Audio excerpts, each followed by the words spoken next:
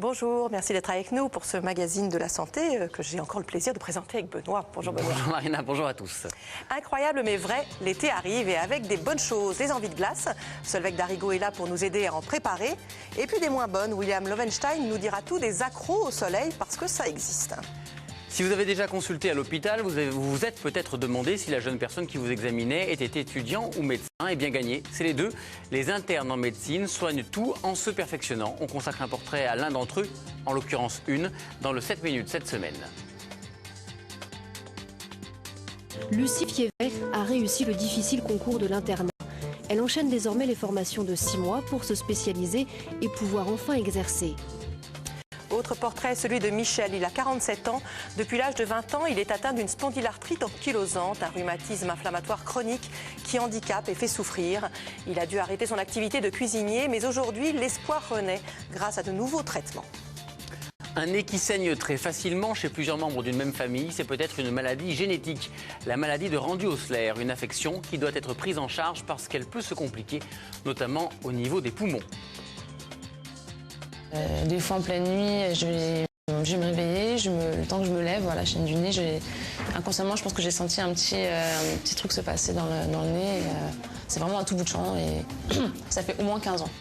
Ce sera le thème de notre dossier de la semaine. Et puis si vous êtes adepte des tisanes pour dormir, des décoctions pour maigrir ou simplement des plantes pour vous sentir bien, surtout soyez avec nous à 14h30. On parlera dans Allo Docteur des plantes médicinales, de leur intérêt, de leur éventuel danger. Et vous verrez même qu'en France existe de nombreux jardins médicinaux ouverts au public. Vous voulez Des quoi? Des décoctions? Ah oui. Non mais je savais que c'était risqué de l'écrire. On commence tout de suite avec le dossier de la semaine. Puis faites attention à vous. Hein.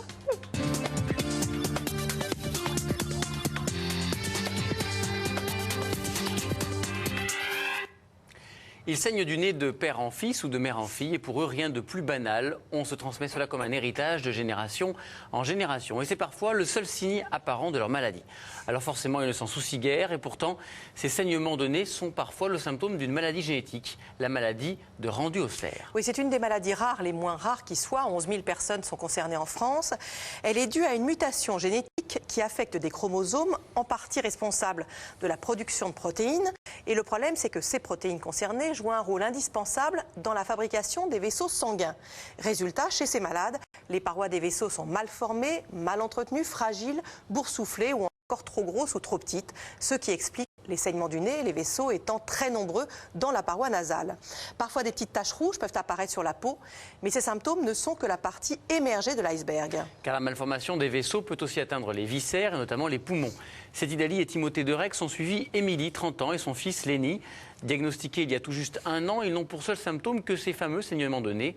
Cette fois, ils ont rendez-vous dans un centre de compétences pour faire un bilan médical. C'est pour son fils qu'Émilie a consulté la première fois. C'était il y a 1 an. Léni s'est mis à saigner du nez. Sa mère a trouvé cela étrange. Aujourd'hui, c'est elle qui vient passer toute une série d'examens. 98% c'est normal et la tension 12,7 c'est parfait aussi. Respirez encore. Car elle aussi saigne du nez depuis toute petite. C'est même un trait de famille qu'on se transmet de génération en génération. Si j'éternue, je me saigne du nez. Si je me mouche un peu trop fort, je saigne du nez. Si je m'énerve, je saigne du nez. Des fois en pleine nuit, je vais me réveiller, le temps que je me lève, voilà, je saigne du nez. Inconsciemment, je pense que j'ai senti un petit truc se passer dans le nez. C'est vraiment un tout bout de champ et ça fait au moins 15 ans. Le symptôme est souvent considéré comme banal par les patients. Pourtant, il peut dissimuler une anomalie génétique rare, la maladie de Rendu-Osler. Chez ces malades, les vaisseaux sanguins sont mal formés. Très fragiles, ils saignent donc sans raison. Ce qui explique les saignements de nez. À l'aide d'un fibroscope, ce spécialiste peut explorer les fosses nasales de sa patiente et compter précisément le nombre de vaisseaux sanguins abîmés par la maladie. Sur la partie moyenne, il y en a un. Au niveau du cornet inférieur, il y en a un sur la tête. Voilà, respirez tranquillement. Voilà, ça va? Voilà, c'est fini. Fini. C'est un petit vaisseau qui est dilaté et qui est très fragile, qui est vraiment à fleur de muqueuse. Et donc, c'est ça souvent qui saigne. Et comme il y en a beaucoup, beaucoup. Enfin, dans les maladies de rendu oculaire un petit peu invalidantes, les gens, ils en ont des dizaines dans chaque narine. Donc le moindre problème va générer des saignements qui peuvent être abondants. Des saignements si abondants qu'ils conduisent parfois les malades à consulter dans ce service. Un bon moyen de dépister une anomalie génétique, car les saignements de nez ne sont que la partie immergée de la maladie.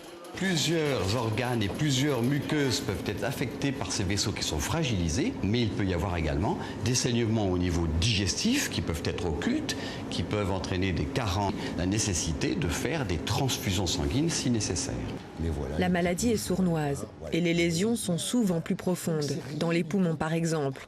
Des vaisseaux trop dilatés empêchent alors le sang de circuler normalement. Cela crée des petits courts-circuits qui se répercutent dans le cœur. C'est pourquoi l'échographie cardiaque est un examen indispensable. Donc ce qui m'intéresse, c'est de pacifier les cavités droites, vous voyez ici, et voir si ça communiquait ou pas dans le ventricule gauche, quand tu veux. Vous voyez les petites mouches là ?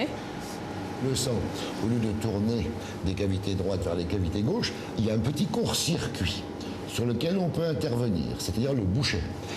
Si des microsphères, des petites bulles apparaissaient dans une des cavités où elles ne devraient jamais être, c'est qu'il y a une petite communication. L'échographie donne un indice, il s'agit maintenant de le confirmer.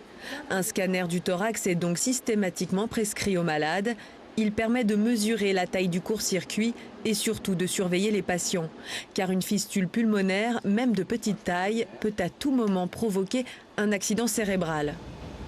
Au cours de leur existence, si on méconnaît cette lésion au niveau pulmonaire, eh bien, il y a un risque de 40% d'abcès du cerveau ou d'accident vasculaire cérébral. Les malades de rendu oculaire ont un risque sur 2 de transmettre la maladie à leurs enfants.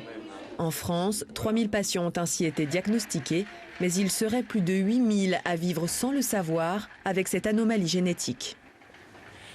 Voilà, vous l'avez vu, la maladie est sournoise, mais attention, ne vous inquiétez pas, saigner du nez exceptionnellement ou même plus régulièrement n'est pas forcément synonyme de maladie de rendu oculaire. Ces malades, eux, saignent plusieurs heures par jour et de façon presque hémorragique. D'ailleurs, beaucoup doivent être transfusés. Pour certains, le pronostic vital peut être engagé, surtout, vous l'avez compris, si les poumons sont atteints. Alors regardez sur ce scanner, on va voir un vaisseau sanguin beaucoup plus gros que les autres. Les poumons, c'est ce qui est en noir. Voilà, les poumons sont ici et ici, vous avez un vaisseau qui, au lieu de rentrer dans les poumons, en ressort. C'est une sorte de court-circuit. Le risque, c'est qu'un microbe ne soit pas filtré par les poumons et monte directement au cerveau pour provoquer ce que l'on appelle un abcès cérébral. La seule solution, c'est de boucher le court-circuit en pratiquant une embolisation pulmonaire. Une opération minutieuse, mais qui ne nécessite qu'une anesthésie locale, Marina. Oui, effectivement. En fait, le chirurgien va introduire ce cathéter au niveau de la veine fémorale et on va monter ça jusqu'au poumon. Vous allez le voir tout de suite sur des images chirurgicales. On est dans les poumons, voilà. Et le chirurgien cherche le fameux court-circuit et puis il va le boucher en introduisant ce qui ressemble à un Scooby-Doo. Vous allez voir ça tout de suite. C'est le petit tourbillon que l'on voit là sur l'image. Voilà, et que je vais vous montrer en fait, parce qu'une fois qu'on a introduit ça et que là on est arrivé dans les poumons, eh bien on va mettre dans ce guide, voilà, dans ce cathéter, on introduit ça. Et on pousse et vous voyez ici ce Scooby-Doo qui sort et c'est ça qui va venir. Ce sont des fibres en fait en matière synthétique, et permettre au sang de circuler normalement. C'est magique, hein? Voilà, et voilà. Ah ouais, et voilà. Il est libéré et c'est ça qui va se retrouver donc au niveau pulmonaire. Ce que vous disiez, ce petit Scooby-Doo. Faites voir, parce qu'on ne le voit pas très bien. Voilà, Ah oui. vous voyez? Vous faites très bien Scooby-Doo. Mais je sais. Voilà. C'est Idali et Timothée de Rex ont rencontré Béatrice Normand. Elle en est déjà à sa 5e embolisation pulmonaire. Elle nous livre son témoignage. On saigne n'importe quand, n'importe où. Je dors avec un mouchoir dans la main, parce qu'on saigne la nuit aussi. Si j'ai pas de mouchoir, je suis angoissée, vous pouvez pas savoir. J'ai des boîtes de mouchoirs partout dans la maison, dans la voiture. Et voilà. Ça y est. Bon, un vrai rendu oculaire se doit de saigner du nez. Ça pourrit la vie. C'est une maladie. On n'a pas l'air malade, mais elle rend bien malade quand même et sérieuse. J'ai pas pu jouer avec mes enfants, j'ai pas couru, j'étais limitée même au point de vue de la marche. Je faisais pas 10 mètres à pied.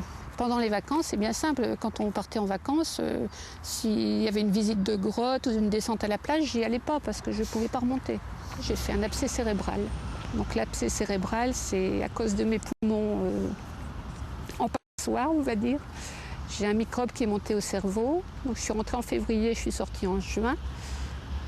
J'ai failli y rester, mais en fait, je suis sortie sans séquelles aucune, alors qu'il y a beaucoup de personnes qui sont hémiplégiques, tétraplégiques.